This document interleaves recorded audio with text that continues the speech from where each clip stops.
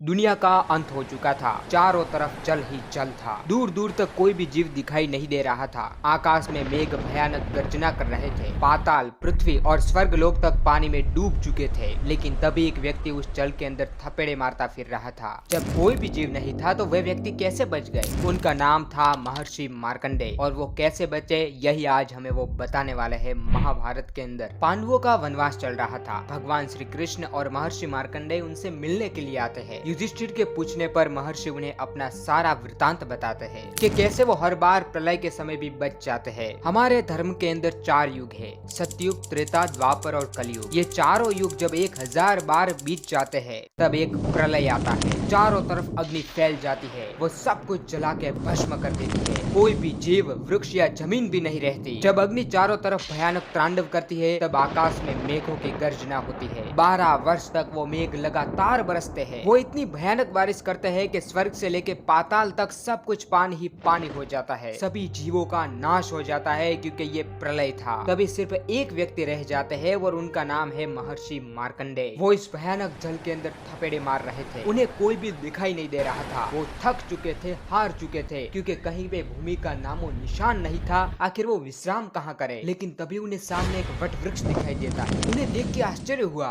जहाँ भूमि भी नहीं बची है वहाँ ये वट वृक्ष कैसा? वो उसी जल के अंदर हारे हुए थपेड़े मारते मारते उस वृक्ष के पास पहुँचे। उन्होंने जाके देखा कि उस वृक्ष की एक डाली के ऊपर, जो बहुत ही मोटी थी, एक बालक बैठा हुआ है। देख के बड़ा आश्चर्य हुआ। कोई भी जीवित नहीं बचा है, कोई वनस्पति, जीव और कोई भी नहीं। तो फिर ये बालक कैसे बच गया? उस बालक ने मार्कंडेय मुनि को बुलाया और कहा कि मार्कंडेय, लगता है तुम थक चुके हो, आओ मेरे मुख में विश्राम करो। मार्कंडेय देखते ही देखते उसके मुंह में प्रवेश कर गए। पता नहीं अचानक क्या हुआ और उन्हें पूरा संसार फिर से दिखाई देने लगा। वही भूमि, वही जीव और वही सारा जीवन फिर से प्रतीत होने लगा। ये कैसा चमत्कार! उन्होंने ठान लिया कि मैं इस बालक के पेट का पता लगा के ही रहूंगा कि ये समाप्त कहाँ पे होता है। वो पूरी जगह पे घूमने लगे, किंतु 100 वर्ष तक घूमने के बाद भी उन्हें उस बालक के पेट का पता नहीं लगा। फिर वो थक हार के उस बालक के ही शरण में गए। जैसे ही उन्होंने मन में विचार किया कि उस बालक ने उनको अपने मुंह से बाहर निकाल दिया और फिर से कहा कि तुमने विश्राम तो किया ना, तुम अभी भी मुझे थके हुए क्यों लग रहे हो? तब मार्कंडेय मुनि ने कहा कि मैं तो आपके पेट के अंदर घूमता ही रहा, किंतु इसका तो कोई अंत ही नहीं है। फिर उस बालक ने अपना वास्तविक स्वरूप बताया